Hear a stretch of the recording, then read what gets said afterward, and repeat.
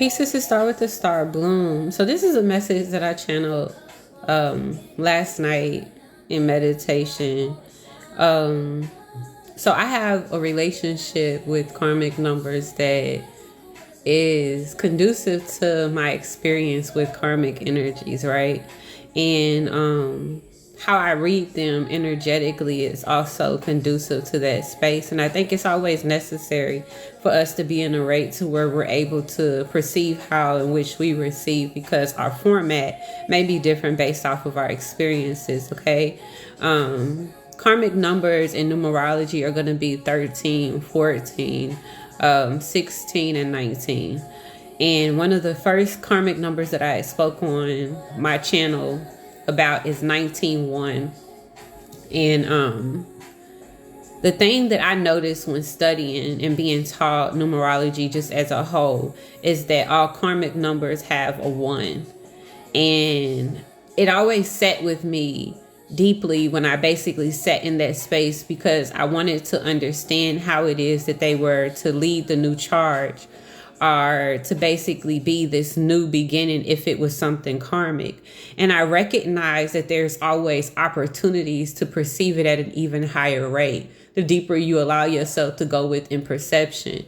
When I was in numerology school, I had an opportunity to basically sit with the karmic numbers. And for me, I basically sat with them in a way of knowing that the karmic energy itself shows up as an opportunity for us to heal that which of the past that comes in with us in this present life, in this present existence and reincarnation and experience. However, sometimes we stop at the rate of realization and we don't allow ourselves to build beyond or to go beyond it. And when you recognize when sitting with something, the longer that you sit with it, the more you could gain from it. You'll even be able to see how this can show up in other spaces in your life. All right. Today I wanted to talk about 19-9. 19-9 comes in as an extremely painful experience. 19-9. I said 19-9. I meant to say 19-1.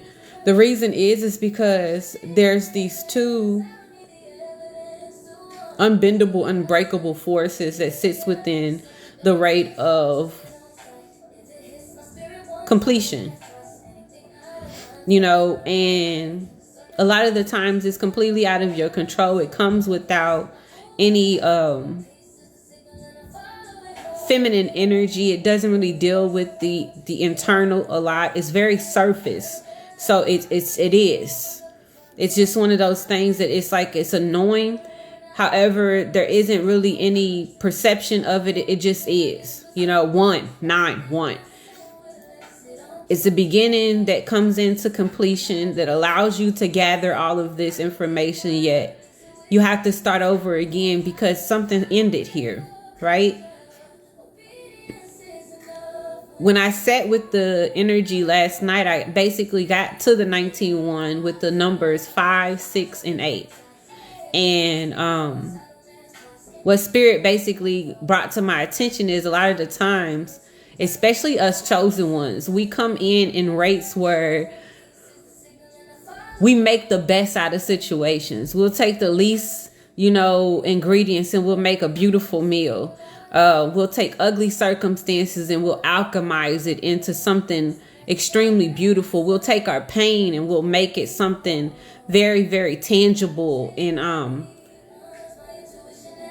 create a vortex in which we could basically operate from. We don't allow ourselves to sit in stillness. And sometimes when you get in this rate of constantly taking whatever is provided to you and making the best out of it, you don't really sit in this rate of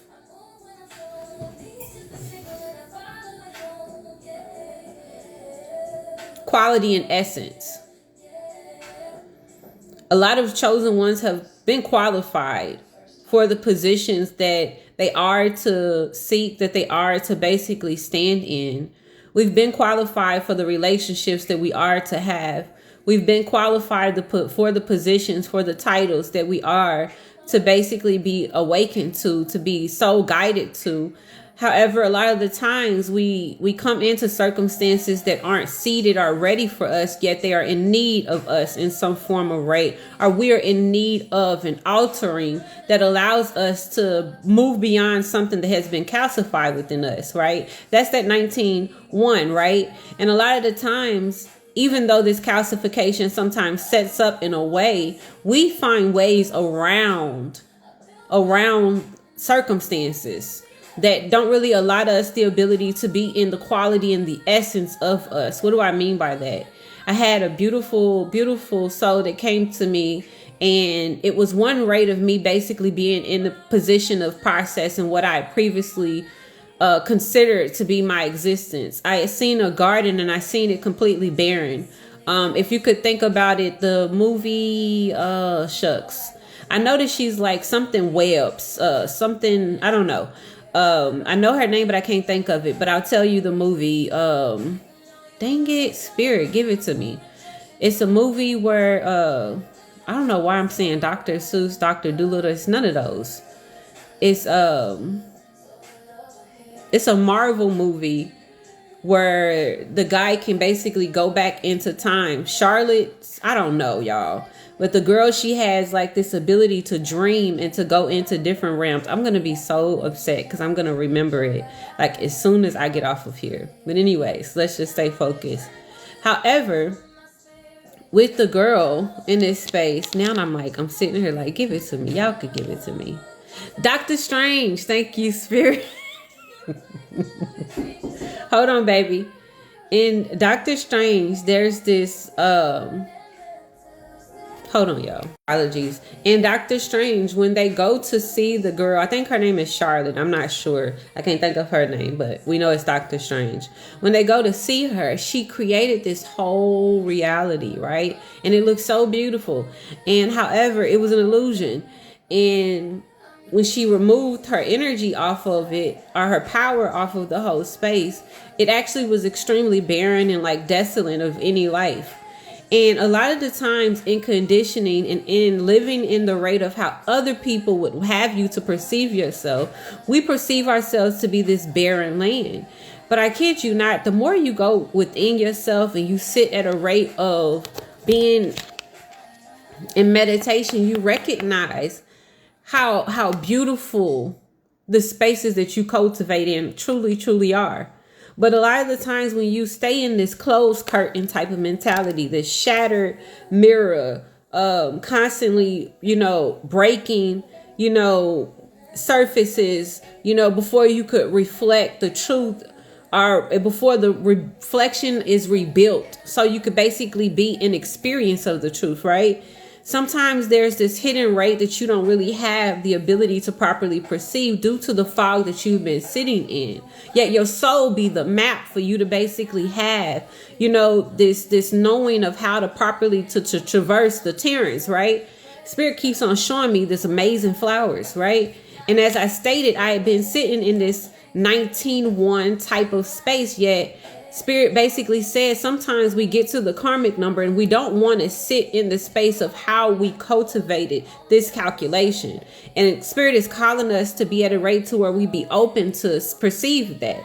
They wanted me to sit in the change, recognizing that there's this constant flipping upside down with that 5 that comes in, altering and creating a pivot that goes to another route, and how all of this time I may have been at this space where I felt like I was unsteady because I was constantly being at one rate, being flipped over to another rate. And then they wanted me to sit in this space where I recognized the 6 because it came in with this vision of how things could be and perceived and received in family. Yet in the 8, I recognized that I was to be the alteration of it, because it's a whole circumstance that gets to be embodied, and not everybody gets to basically receive or create or bear fruit off of your harvest. And sometimes there's a clearing that has to occur, even if that's in journey and en route to itself. It's something that had to come in order for you to properly and fully be. Spirit is calling us to be at this rate to where we recognize